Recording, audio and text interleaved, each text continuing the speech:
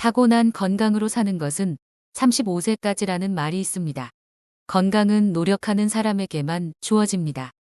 나아가 그런 노력은 제대로 하는 사람에게만 효과적이기에 제대로 하기 위해서는 제대로 알아야 합니다. 그러면 어떻게 해야 제대로 하는 걸까요?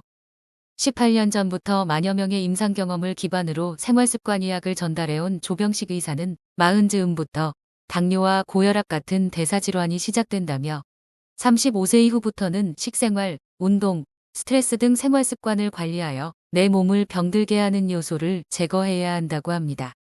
대사증후군인 사람은 대사증후군이 없는 사람보다 심혈관 위험은 2배, 당뇨병에 걸릴 확률은 5배가 높아지며 고혈압, 이상 지질혈증에 걸리기도 쉽습니다. 암 발생 위험 역시 2배가 높습니다. 그는 실천을 제대로 못해서 건강이 나빠지고 있는 사람들이 많다면서 현대의학에서 대사증후군을 비롯한 모든 대사질환을 근본적으로 잘못 대처하고 있다고 주장합니다. 약을 버리고 생활습관을 개선하는 것만으로 건강해질까요? 오늘은 만 명의 사람들이 입증한 일상 속에서 바로 실천할 수 있는 건강습관법을 알려드리겠습니다. 최근 중증 당뇨병과 심혈관 질환자의 증가폭이 매해 놀라울 정도다. 감히 말하건대 이는 현대의학에서 대사증후군을 비롯한 모든 대사질환을 근본적으로 잘못 대처하고 있어서다. 당뇨병의 경우 발견한 지 3000여 년이 지났는데도 아직도 마땅한 치료법이 없지 않은가? 우리 몸에는 스스로 조절할 수 있는 능력, 자연치유력이 있다. 자연치유력을 되살릴 수 있는 건 환자 자신뿐이다. 대사증후군을 진단받으면 눈앞의 수치에만 매달리지 말고 나를 돌아보는 일부터 해야 한다. 내 몸과 삶에 집중하면서 나를 병들게 한 습관이 무엇인지, 내 몸을 살리는 길이 무엇일지 성찰해야 한다. 내가 나를 구하겠다고 결단하길 바란다.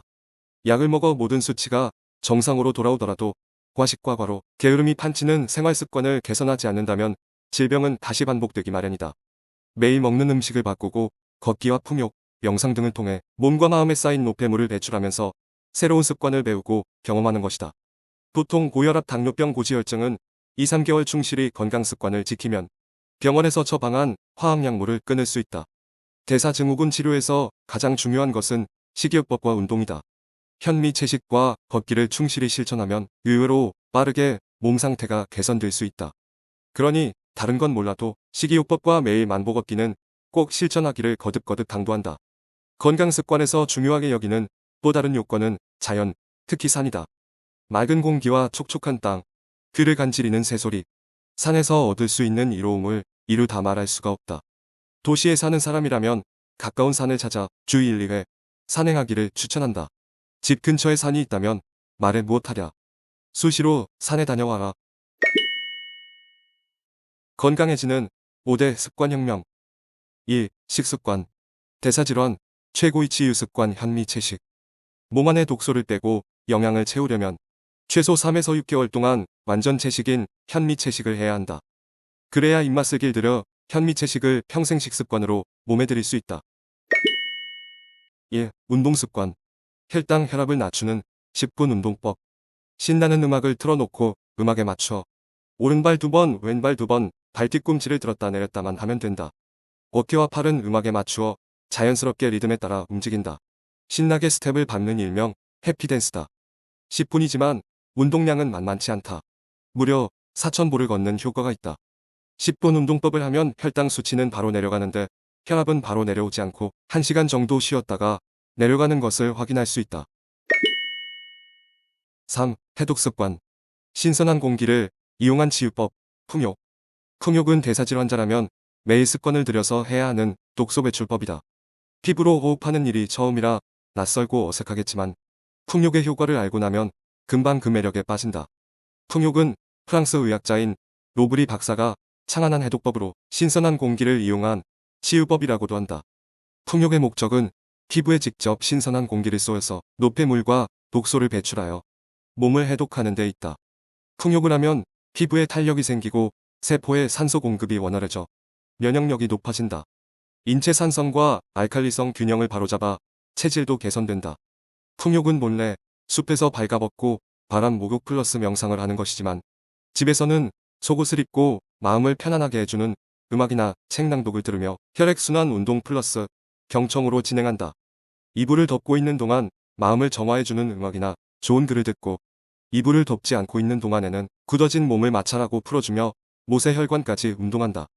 풍욕을 할 때는 속옷 차림으로 방 안의 창문을 열어놓는다. 풍욕은 목욕하고 1시간 후 해 뜨기 전과 해진 뒤에 하는 게 좋다. 4. 마음 습관. 항상 마음 편안함 유지. 스트레스가 너무 쌓이면 어느 순간 몸에 병이 든다. 마음은 몸과 긴밀하게 연결되어 있어서다. 마음을 비우는 습관을 생활화하여 스트레스를 줄이고 건강을 회복하자. 잡념이 생길 때마다 미안합니다. 용서하세요. 감사합니다. 사랑합니다를 소리내서 말하면서 정신을 모아보자. 이 네 마디 말은 고대 하와이인들이 용서와 화해를 위해 시행하던 호오포노포노 나는 치유법에서 나왔다. 잘못을 바로잡는다는 의미로 온전한 책임을 가지고 위에 네 마디 말을 함으로써 내면을 들여다보고 마음을 정화해 스스로를 치유하는 것을 말한다. 심리분석가로 40여 년간 활동해온 이아레아카라 휴렌 박사가 하와이 주립정신병원 중증 환자 병동에서 호오포노포노 치유법으로 많은 환자들을 치유하면서 유명해졌다. 몸에 질병이 드는 것은 몸과 마음이 깨끗하지 못한 탓이다. 이를 알아차려서 스스로 정화해 치유해야 한다. 자기 치유는 타인과 사회를 치유할 발판이 된다. 미안합니다. 용서하세요. 감사합니다. 사랑합니다. 이 네 문장을 스스로 외워보자. 구체적인 대상을 떠올리면서 하면 더 효과적이다. 먼저 내 몸에, 내 장기에, 다음으로 배우자. 부모님, 자식, 형제, 친구에게 감사의 말과 마음을 전하자. 5. 에너지 습관. 자연과 교감하기. 사람은 생각이나 감정에 따라 에너지의 흐름 파동이 달라지는데 이를 생체 리듬이라고 한다. 생체 리듬이 불규칙하고 조화롭지 못하면 대사와 혈액순환이 어그러지면서 몸이 병든다. 에너지의 흐름을 조절하는 방법을 배워 몸의 생기를 유지하자. 산업화 도시화를 거치면서 인간은 자연의 일부임을 잊고 사는 것 같다. 하지만 자연은 인간의 치유 능력을 높이는 가장 큰 조력자다. 몸과 마음이 병들었을 때 깊은 산이나 바다를 찾아가는 것만으로 건강을 회복하는 경우도 종종 있지 않은가. 대자연과 마주하면 우리는 자연의 경이로움에 절로 감탄하면서 충만한 기쁨과 광활한 자유로움을 느낀다. 이는 자연과 공명하면서 어그러진 몸의 에너지 흐름, 즉 파동이 바로 잡히기 때문이다.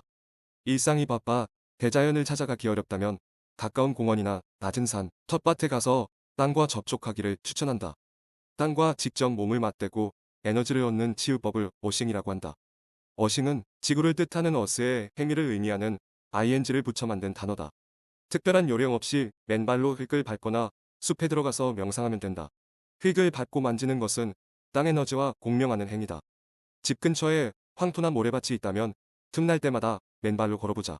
황토나 모래에는 음이온이 많기 때문에 이 음이온으로 해독을 하고 혈액순환을 개선할 수 있다. 또한 발바닥에 반사구를 지압하는 효과까지 얻을 수 있어서 밤에 숙면을 취할 수 있다. 습관을 바꿔 몸을 살리는 일은 하루아침에 이루어지는 게 아닙니다. 회식 자리에서 계속 자연식만 고집할 수도 없고 야근하랴 모임하랴 매일 운동 시간을 따로 내기도 어렵겠지요. 하지만 꾸준한 노력이 조금 불편하다고 해서 단번에 약물로 덮어버리는 건 예의가 아닙니다. 진정으로 이해하고 존중하면 몸에 들러붙은 오랜 습관도 어렵지 않게 끊어낼 수 있을 겁니다. 오늘 내용 도움이 되셨다면 지인분들에게 공유 부탁드립니다. 구독자 여러분의 풍요로운 노후를 응원합니다. 오늘도 많이 웃으세요. 지금까지 신중년 연구소였습니다.